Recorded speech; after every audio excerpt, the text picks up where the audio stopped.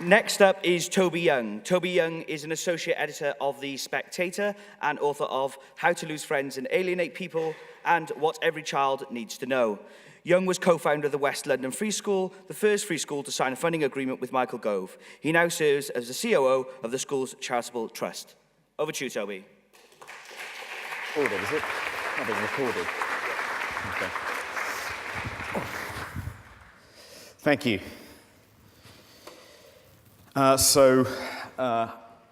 My name's Toby Young, as you were just told. The reason I got involved in education is because I have 4 children, aged 12 and under, and when I first embarked on this particular adventure 6 years ago, they were aged 6 and under. In fact, we once worked out that my wife had been pregnant more than 50% of the time over a 5-year period, which I wouldn't recommend. I had myself a pretty ropey education. I went to 3 different state schools, state secondary schools, in the high watermark of the progressive era. The first state school I went to was a comprehensive in Muswell Hill called Crichton, which became the subject of a Sunday Times expose called the Crichton Report, because it was so unbelievably bad. I then went to a fairly run-of-the-mill comprehensive in Totnes, the New Age capital of Britain in South Devon, called King Edward VI Comprehensive School, Kevix. I emerged at the age of 16 with 1 O-level. I'd failed all the rest. And pretty much the only thing I knew how to do, the only thing I was taught at these 2 comprehensives over a 5-year period was how to roll a joint. I left school. I remember calling my mother when I got my O-level results and telling her that I didn't think I was academically bright, which is a middle-class euphemism for thick as a plank. She, rather to my surprise, agreed with me and suggested that I might want to try my hand at learning a skill or a trade. And so I went on a pioneering government workfare program. This was a couple of years after Margaret Thatcher had been Prime Minister, and tried my hand at various different trades. I worked in a garage, I worked for a catering company, decided that that was even grimmer than being at school, so went back, resat 3 O-levels, ended up with 4 Cs, and with those was able to go to a school, another comprehensive in North London called William Ellis, and I was in the last grammar school year, and suddenly I was exposed to fantastic teaching surrounded by children who wanted to learn. It was a fairly traditional school environment. It was really a classical liberal education, and that's the kind of education I want my own children to have. But looking around in Acton, in West London, where I live, around 2009, discovered that this wasn't widely available, certainly not in the local community schools. And my wife and I sat down and decided we had 3 options, which was to go private, which we couldn't really afford, particularly with 4 children, move, or get religion, which round my way is known as on your knees to avoid the fees. I thought, well, maybe there's a 4th option, which is we could try and set up our own school, which does sound quite ambitious, but at the time, the free schools policy was the flagship education policy of the then opposition party, and it didn't look completely pie in the sky. I wrote an article for The Observer in 2009 saying that I wanted to create the kind of school that I had been to for 2 years, the last 2 years of my own secondary educational career, academic subjects traditionally taught with plenty of music and competitive sport, houses, uniforms, Latin, Hogwarts meets Grange Hill. And I got quite a bit of support. Lots of people emailed me saying they'd like to help out.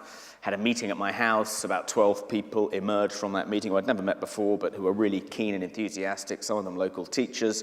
We set up a steering group and we were off to the races. But I thought if there are any would-be educational revolutionaries in the audience, it'd be quite helpful to hear about the kinds of obstacles you're likely to face, particularly in the public education sector. My group immediately found itself faced with a tsunami of opposition. I mean, it was really staggering. It knocked me off my feet. One particular, I mean, a lot of it came from the teaching unions, who have a vested interest in not allowing schools to be set up which can employ teachers who don't have recognized qualified teacher status, because that enlarges the pool of labor and lessens their bargaining power. But some of it wasn't just the producer interest. Some of it was ideological. People who genuinely thought that trying to teach all children the best that's been thought and said, regardless of background or ability, which was what we were hoping to do at this secondary school we were trying to set up, was just plain wrong. And I remember reading an article by Martin Johnson, the Deputy General Secretary of the ATL, which is one of the largest teaching unions, in which he argued that traditional academic subjects were only suitable for the social elite, and schools should not waste their time trying to teach traditional academic subjects, because most children couldn't manage with those subjects, a little like the kinds of attitudes we've just heard Professor Dixon describe. And Martin Johnson proposed as an alternative, and this is in an article in The Guardian that you can Google, I'm not making this up, he said that children should be taught, and I quote, dance, different forms of sport and crafts, physical skills such as walking and digging. Now, I wrote a piece countering this particular point of view, saying that as recently as the first half of the 20th century, the view that only the social elite should be taught traditional academic subjects and the rest should be taught skills such as digging was typically associated with the reactionary conservative right, and the view that all children, regardless of background or ability, should be taught the best that has been thought and said was a socialist view. It's a view which you very commonly find amongst working men's improvement movements in the 19th century. You find it in nonconformist churches, you find it in the public education movement in Wales and in Scotland, and only recently has this idea that it's inappropriate, unsuitable to try and teach all children these subjects has become a kind of left-wing idea, only really since the 60s, coinciding with the rollout of the comprehensive education system. And this marriage of progressive ideas and comprehensivization produced what is a sort of continuing, unfolding educational disaster. Well, very quickly, I encountered numerous forms of opposition. Probably the high point was a meeting organized at the local community school by the NUT shop steward in Ealing, a charming gentleman called Nick Grant, who is also one of the founder members of the Respect Party and on the executive committee of the Socialist Workers' Party. One of the things you'll discover if you do try and reform education is that these Trotskyist opponents wear lots of different hats in order to create the impression that they're much more numerous than they actually are. The Socialist Workers' Party is particularly good at this. It starts all sorts of organizations like the Stop the War Coalition, the Anti-Academies Alliance, which imply this kind of groundswell of kind of massive grassroots opposition. It's all the same people. It's about 10 of them. Anyway, and this guy held a meeting at the local community school and managed to get the meeting to be addressed by Bob Crow and George Galloway, which I thought was pretty impressive, a Stalinist and a Trotskyist. I had succeeded in uniting the left. Where Ed Miliband failed, I had succeeded. And I remember thinking at the time, perhaps the way to diffuse some of this opposition is to engage in a sort of constructive dialogue with them. And I was on Any Questions with Andrew Adonis, who was the architect of Labour's City Academies programme and who had faced down a lot of these same opponents who are as opposed to academies as they are to free schools. And I said, you know, should I try and sit down with them and engage in dialogue? And he looked at me as though I was some kind of idiot and said, and I quote, "They're not interested in constructive dialogue. If you extend any sort of olive branch to them, they'll see it as a sign of weakness and move in for the kill. Their attitude towards free schools is the same as their attitude to academies. They won't rest until the last one is razed to the ground." And it really dawned on me in that cab ride on the way back from Rye, I think it was, that I was in a fight. And the best way to win a fight is to hit first, hit hard, and hit often. And I remember very shortly after that watching The Untouchables, and there's a fantastic speech by Sean Connery in The Untouchables, in which he says to Kevin Costner, it was a bit like me until he meets Connery. Connery is Andrew Adonis in this analogy. And Connery says to Costner, "You want to know how to get Capone? They pull a knife, you pull a gun. He puts one of yours in the hospital, you send one of his to the morgue. That's the Chicago way, and that's the way to get Capone. And believe me, you want to achieve anything, if you're facing down the blob, the Chicago way is the way to go. That's also the way to set up a free school." Don't bring a knife to a gunfight.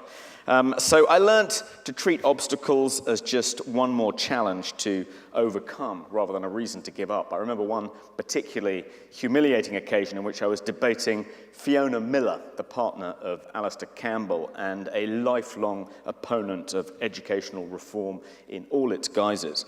I was debating her on Newsnight, and towards the end of the debate, she turned to Jeremy Paxman and said to him, "Jeremy, I really don't know why we're bothering to talk about Toby's school, because he's never going to do it. It's just another publicity stunt. It's just a way of attracting attention. No group of parents, no group of amateurs could possibly do anything as complicated as to set up a taxpayer-funded school. It's completely out of the question. We're wasting our breath.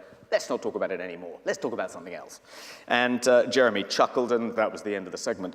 And on my darkest nights, when I thought it really wasn't going to be possible, the thing that kept me going was the thought of one day wiping that smug expression off Fiona Miller's face. Sometimes the most demoralizing comments come from people who are ostensibly on the same side as you. I remember inviting a gentleman called Jonathan Fingerhut, who'd led a group of parents in Barnet who had successfully set up a school called the Jewish Community Secondary School, which is now open and was on the verge of opening then. And he had essentially done what my group was trying to do. So during a period in which some of the people in my 12-strong steering group were beginning to flag, I invited Jonathan to come and talk to our group so they would know that it could be done. And almost the first thing he said was that it had taken his group 10 years from start to finish to get their school open. He said, that's 10 years of your life you'll never get back. And I said, "Yes, Jonathan, but presumably if you'd known then what you know now, which is at the end of 10 years you'd have this fantastic school embodying your vision, presumably you wouldn't have done anything any differently." He said, "Oh, are you kidding? My wife's almost left me, I'm practically bankrupt, my daughter's too old to go to the bloody school, I never would have done it." So that wasn't great. But we learnt to disregard the naysayers and press on regardless.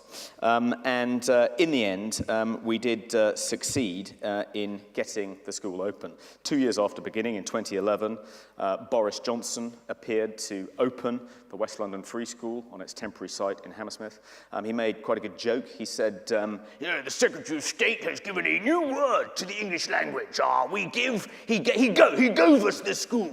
Floriat, what's the school called, Toby?" Anyway, so we got the school open, and by and large, it's been a success story. We were told by the opponents of the free schools policy that no self-respecting teacher would want to work at a school set up by a group of parents and teachers. Well, we had 100 applicants for the first head teacher position. We were told that no parents would want to send their children to the school. If your son burst his appendix, you wouldn't send him to a hospital run by patients. So what self-respecting parent would send their child to a school run by parents? Well, the West London Free School from the very first was oversubscribed by a factor of about 10 to 1, which makes it the most oversubscribed secondary school in West London and one of the top 10 most oversubscribed schools in the country. We were told that it would only appeal to white middle-class parents who had a certain educational background, because after all, who on earth could possibly want a good, classical, traditional, liberal education apart from privileged white middle-class children? Well, unbelievably, other children want it too. And something like 25% of the children now at the West London Free School are on free school meals. Between 30 and 40% are black, Asian, or minority ethnic. It was inspected by Ofsted in 2013 and was judged to be good with outstanding features. The sport at the school has been hugely successful. The Year 10 girls hockey team made it into the final of the London Youth Games last year. About 60% of the children play musical instruments compared to an average in London of 9%. We had a summer production of Sweeney Todd this year at the Bush Theatre, which was a marvel to behold. Since my group opened the West London Free School in 2011, we've opened 2 more free schools, and we're due to open a 4th next year. The first primary we opened was inspected by Ofsted a couple of months ago and was found to be outstanding in every area, and we've just submitted a proposal to open a 2nd secondary in Oxford, which will be a real challenge because Oxford is really the distilled essence of the blob. I want to leave you with the story of just one pupil at the West London Free School, a girl called Ararat. She's a Kurdish Muslim. She lives on a local council estate. I remember when showing Andrew Adonis around the school, when we finally got it open, I wanted to show him I'd followed his advice and it had been good advice. I introduced him to Ararat, who we just happened to bump into in a corridor, and he asked her what she was reading, and she told him, to my astonishment, that she was reading Tony Blair's autobiography. And she told me at that point afterwards that she was intending to vote Labour and had always thought of herself as a Labour supporter. I bumped into Adonis a couple of months later at the Spectator Education Conference, and he said, "Oh, I've got something for you." And out of his bag, he pulled a copy of Blair's autobiography, and it was dedicated by Blair to Ararat and signed by him. And I was able then to give that to Ararat. And she looked at me in sort of wide-eyed amazement. I think until that point, she'd thought of national politics as something completely outside her universe and something she could only gaze at from afar. But now that she actually could forge this connection with that world and could see that it was only a couple of steps away, I hope that she is now considering a political career, and not a political career in the Labour Party, but a political career in the Conservative Party. Thank you.